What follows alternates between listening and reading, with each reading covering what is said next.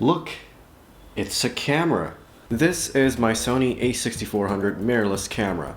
It's a mid-range camera and it takes pretty decent raw photos, but not the best videos. I'll talk more about this camera in a later video because this video isn't about reviewing the thing. I've had tons of photos taken with this camera, and this thing is a wonderful companion, especially on my trips. And all those photos are stored inside this beautiful SD card right here. Look at that size, 128 gigabytes, and look at that crazy fast read-write speeds. Now, you might think, wow, that amount of storage is the exact same as most cheap laptops on supermarkets.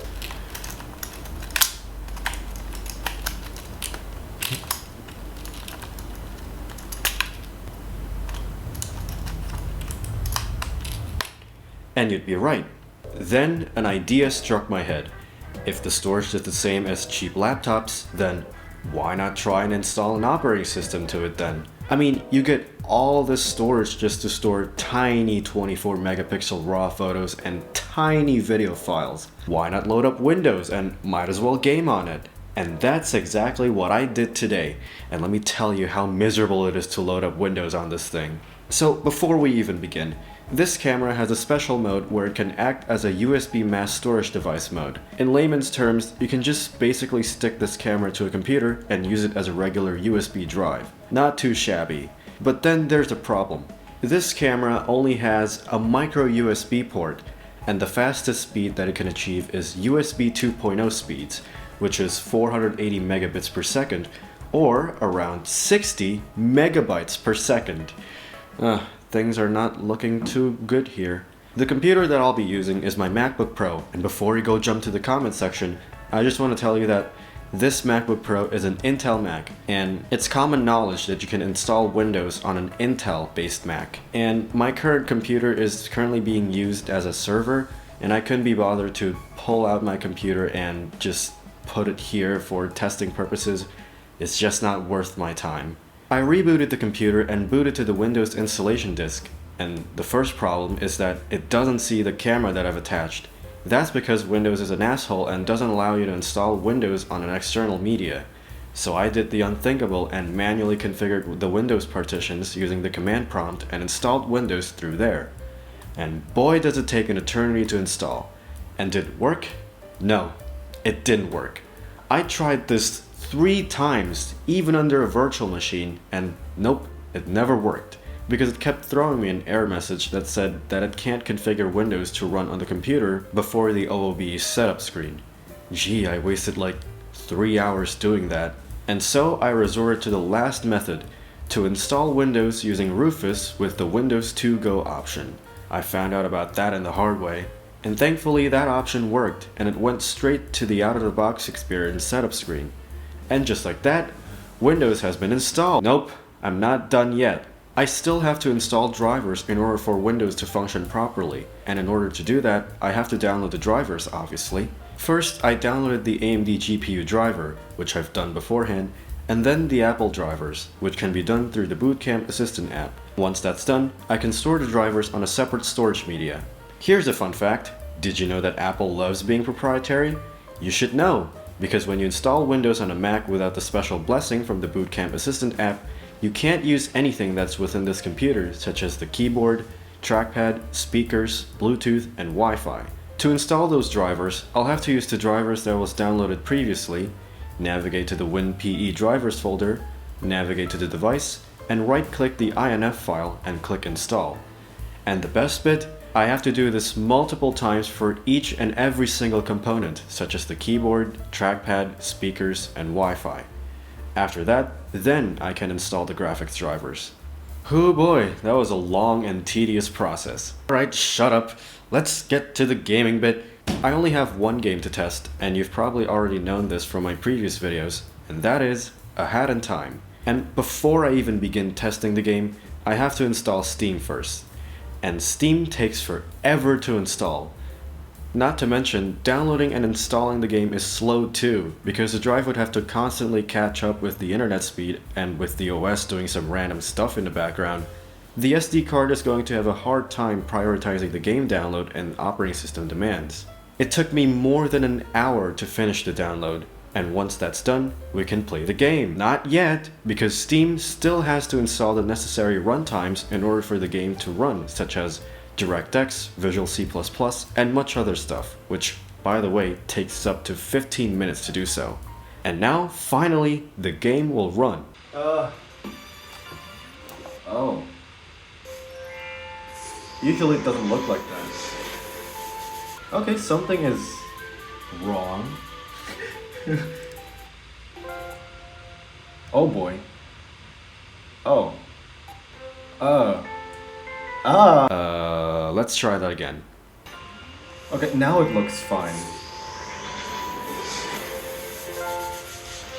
The game surprisingly ran fine. Well, I mean, no surprise since the game is not that big, unlike current AAA games. I honestly thought the game would load slower with Windows occupying most of the work in the background. And I ended up playing the game a bit too longer than necessary. And please don't be mad, because I want to share some of my gaming journeys throughout the recording process, and I put some effort in putting a commentary, so please enjoy. Yeah, yeah, we get the game working, that's cool. This stupid noodle.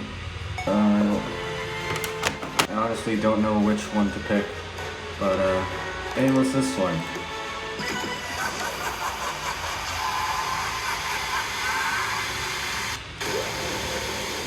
I'm actually really impressed that it can load this. Oh boy, it's so loud. I think I have to disable that mod so that it doesn't freak me out. Thank you. Yeah. Yeah. I look so cool. Oh boy, that is not fair. Oh, that didn't hit. Oh yeah? Well, guess what? I'm going to the edge because fuck you. I'm a cool person. I can avoid all of this without losing a life. Hell yeah! Oh fuck. Oh fuck. Oh fuck. Yeah, I'm dead. Oh god, I hate you so much. Thank you. Oh. Thanks a lot. Oh, great. Yeah, fuck you. Fuck both of you. I'll take you first. And then I kill you next. And then you again. Okay. Fair game. Fair fucking game. Hush. Fuck off.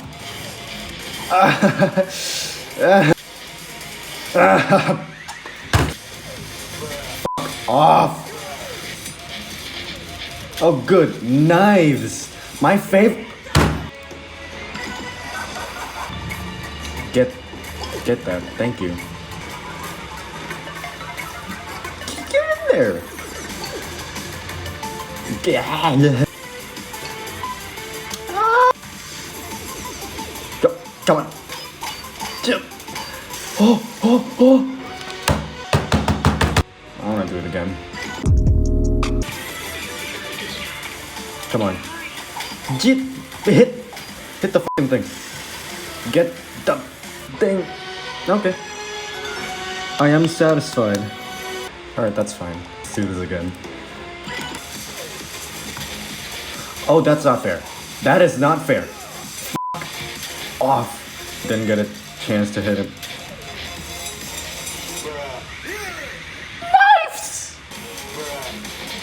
Truly a bro moment. Truly a bro moment. Truly a bro moment. Truly a bro moment. Yeah, fuck you. Oh shit. Ah, fair fucking game. Fair fucking game. As always, Gears for breakfast. Thank you so much. Oh boy. Good. Well, what a journey that was. And a stressful one in fact, because as you saw, I kept dying at the bosses. Before I end this video, I have one particular experiment that I'm pretty sure you've seen a billion times on YouTube already. what would happen if I just yank the camera out of the computer while the game and Windows is running? Okay, here we go. Okay, so I have the game logged over here, so maybe we can see some cool looking error messages. Don't mind the thunderstorms, by the way, it's currently raining. And how fitting too, because I'm in the Mafia Town rainy level. Okay, here we go. Okay, the music is still playing. Okay, what happens if I drop to the mud over here? Will it freeze? I mean, can you go away? Thank you. Surprisingly not. Okay, I can still play the game like normal. Again, the camera is disconnected, and if you can see over here, the disc is at constant 100% active time with 0 millisecond average response time because it's constantly searching for the drive. What about if I switch hats because I want to destroy this crate?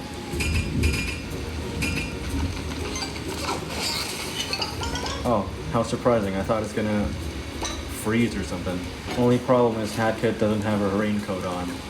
Oh boy, a Hat in Time is using 10 gigabytes of RAM. Yeah, be scared. Oh, you're not scared anymore? Get out. Be scared. Run away. Yeah, be scared. Fall in the water. Oh, wow. Am I having fun? That scared the shit out of that. Oh. I mean, there's audio. I hear something playing. What happens if I go and launch Explore? Of course nothing happens. I guess this sound is for one of the ambient noises. Yeah, Windows is not windowing. Oh, it's getting louder. Yep. I think we can officially say that the computer is no longer responding. So, after all this, you might think, wow, those SD cards are kinda great. I mean, 128 gigabytes in a small form factor, not to mention it's fast too, and the fact that I'm gonna use it as my primary storage for storing Windows along with many other stuff like games, music, and photos? Well, you haven't seen the amount of money that you have to spend to get this high capacity SD card. Okay, so putting the camera out of the equation, because you can use a regular SD card reader, you're looking at $210 for a single 128 gigabyte SD card. But it's fast though. No. That rating over there is for sequential reads and writes, which basically means the rated speed when it's constantly reading and writing one data. Think of it as sprinkling sugar on top of a bread.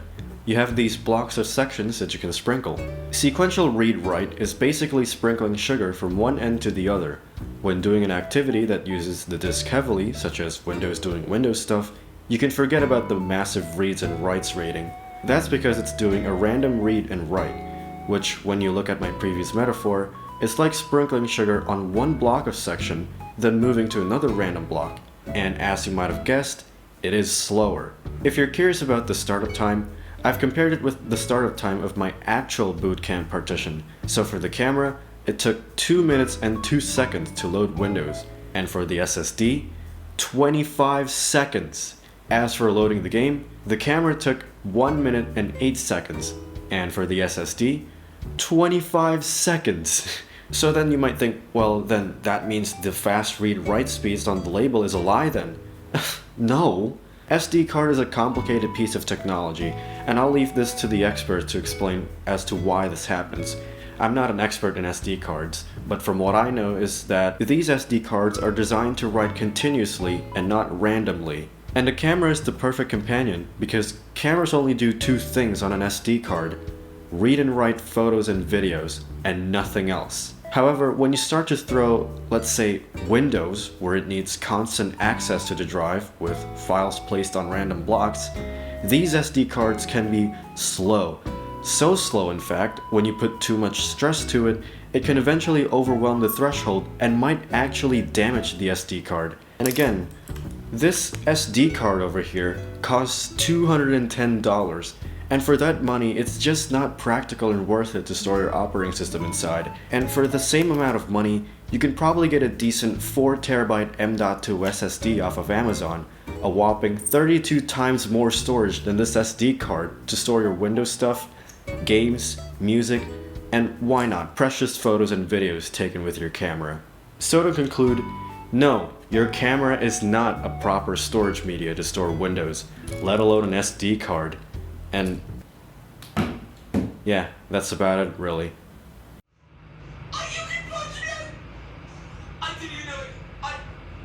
Huh.